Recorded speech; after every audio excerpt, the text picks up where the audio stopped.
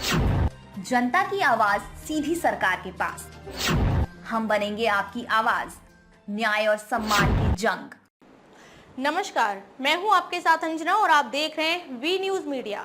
आइए शुरुआत करते हैं आज की बड़ी खबर से। जबलपुर जिले की सिहोरा विधानसभा 102 से विशेष खबर।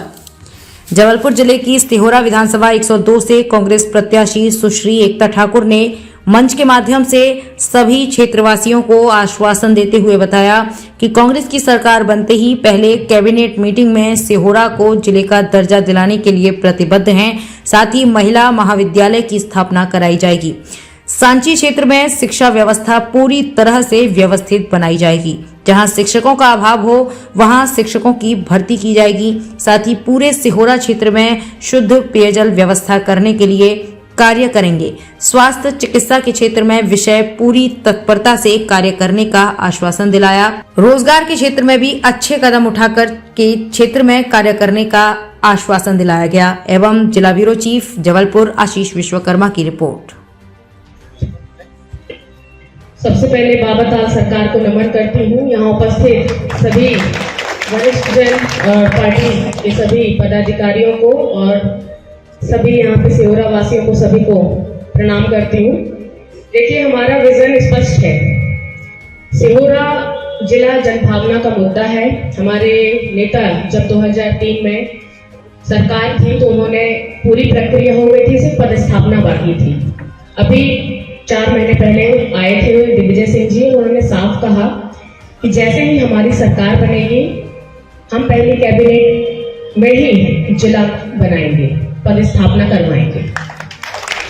दूसरा, कल ही हमारे राज्यसभा सदस्य विवेक तनखा जी आए थे, उन्होंने साफ कहा हम जिला भी बनाएंगे और ओवरब्रिज का जो काम रुका हुआ है उसको भी हम जितने जल्दी हो सकेगा पहली कैबिनेट से इसका काम शुरू करवा देंगे।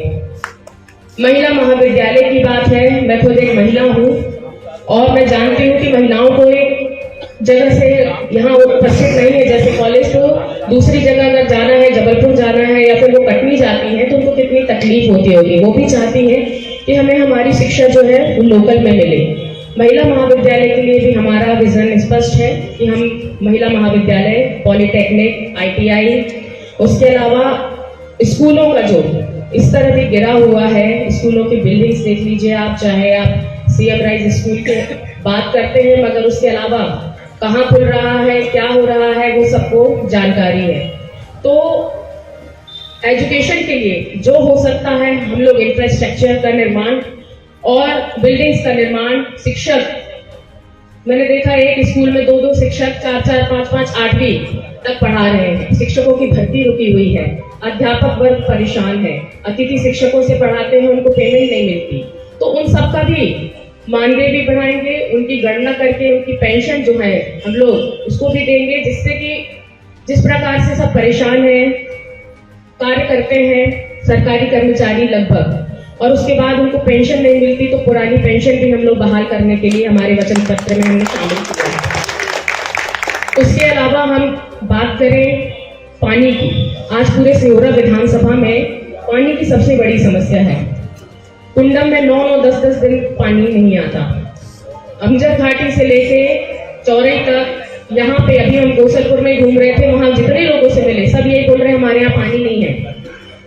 नर्मदा जल लाने का संकल्प यहाँ हमारा है। नर्मदा जी के मुहाने पे हम रहते हैं, नर्मदा जल हम यहाँ पे लेके आएंगे।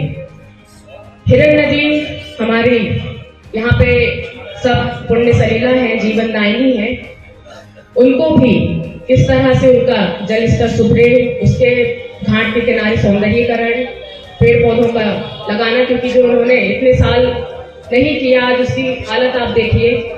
स्टॉप डैम वगैरह उसका निर्माण करवाएंगे जिससे कि जल स्तर का भी सुधार हो, और हिरन नदी भी जो उससे पानी हम ले सकते हैं उसका भी उपयोग कर पाए। अस्पताल की अगर हम बात करें, यहाँ पे इतनी दुर्दशा है। मैं यहाँ की बात करूँ, गोसलपुर में लोग परेशान होते हैं, कुंडम के और बुरे हाल है। तो अस्पताल में, गोसलपुर में भी अस्पताल का निर्माण करवाएंगे। यहाँ पे जो 100 बिस्तर का अस्पताल का वादा था उसको हम वापस 100 बिस्तर का अस्पताल लेके आएंगे। कुंडम में भी हम 100 बिस्तर का अस्पताल बनवाएंगे और जो स्वास्थ्य केंद्र बने हुए हैं उनमें ताले जड़े हुए हैं। आज तक स्वास्थ्य केंद्र नहीं खुले, ना उसमें कभी कोई डॉक्टर जाता है, डॉक्टरों की भर्तियां नहीं होती, वो भी रुकी हुई है। हर वर्ग जिस प्रकार से कर्मचारी वर्ग है, सरकारी नियुक्तियां वो भी रुकी हुई हैं, तो उसको भी हम भर के डॉक्टरों को वहां पे उनकी ड्यूटी लगा के उसको भी फुलफिल करने का कार्य करेंगे। उसके अलावा आप देखते हैं, मैं बता दूं, स्वास्थ्य की इतनी बुरी हाल है कि अगर यहाँ पे एम्बुलेंस बुलाई जाए तो या तो एम्बुलेंस जबलपुर से आएगी या कटनी से आएगी, या कुंडम में बुलाते हैं तो या डिंडोरी से आती है, निवास से आती है, जबलपुर से आती है, और जब तक व्यक्ति की हालत क्या होती है मैं बोलने भी नहीं चाहती। उसके अलावा बात करें रोजगार की, आज सिहोरा विधानसभा में इतना बड़ा हर घर क्षेत्र निर्माण कराया गया। कमलनाथ जी जब भारी उद्योग मंत्री थे तो उन्होंने उसको सेज में निर्माण करवाया। उसमें 20 साल में क्या कार्य नहीं हो सकते थे आप सोच सकते हैं, मगर 2016 में इसको डी नोटिफाइड कर दिया गया। हम फिर सरकार बनते साथ हरगढ़ फैक्ट्री, वहां पे और उद्योग धंधे आए, उसका कार्य शुरू करेंगे, उसको फिर से सेज में लाने का कार्य करेंगे। और यहाँ पे जिस प्रकार से माइनिंग सबसे ज्यादा है, मगर उसका जो भी टैक्स है उसका फायदा हमारी विधानसभा में नहीं मिल पाता, उसका फायदा यहाँ पे इंफ्रास्ट्रक्चर निर्माण में, डेवलपमेंट में जो लग सके वो कार्य हम आने वाले समय में से करवाएंगे।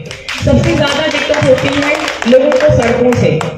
आज बेला झांसी तिराहे पे भी बहुत समय से लोग बैठे हुए हैं कि जो बड़े बड़े हाईवा निकलते हैं वो रोड की मांग कर रहे हैं कि भाई पहले आप अपनी रोड बना लीजिए, उसके बाद आप हाईवा निकालिए, हमें कोई दिक्कत नहीं है।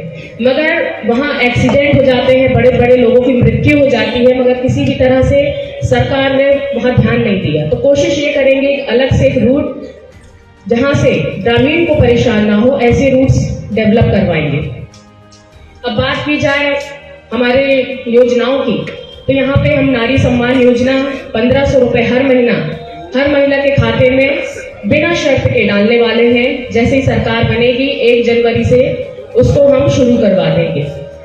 आज हर बच्चा कहीं ना कहीं शिक्षा से वंचित है, हमारा पिछड़ा क्षेत्र है, ग्रामीण क्षेत्र है, और आप उसमें देखेंगे तो बच्चों को कमाई इतनी नहीं है यहाँ परिवारों की कि वो उनको पढ़ा पाए, आगे बढ़ा पाए।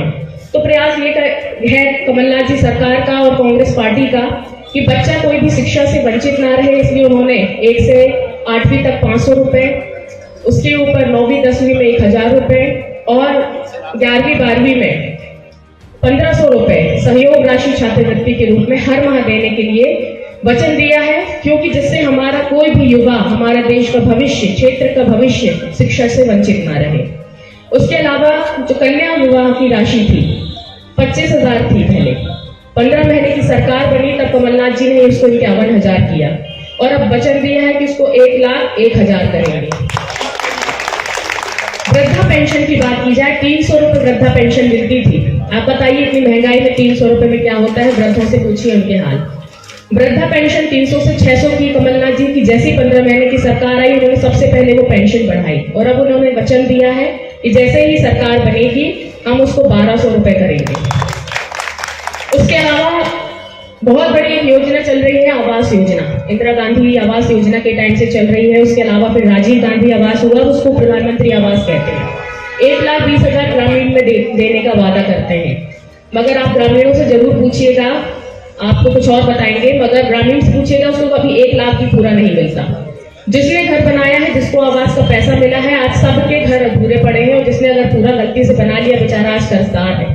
2.5 लाख रुपए शहर में मिलता है। हमने कमलनाथ जी ने वचन दिया है। खबरों में अब तक के लिए बस इतना ही, फिर होगी आपसे मुलाकात ऐसे ही एक बड़ी खबर के साथ। तब तक के लिए नमस्कार और देखते रहिए वी न्यूज मीडिया। ऐसे लेटेस्ट अपडेट्स पाने के लिए हमारे YouTube channel V news media को सब्सक्राइब करें और तुरंत नोटिफिकेशन पाने के लिए बेल आइकन प्रेस करें। यदि आप हमें फेसबुक और ट्विटर के माध्यम से देख रहे हैं तो हमारे चैनल को फॉलो करना ना भूलें।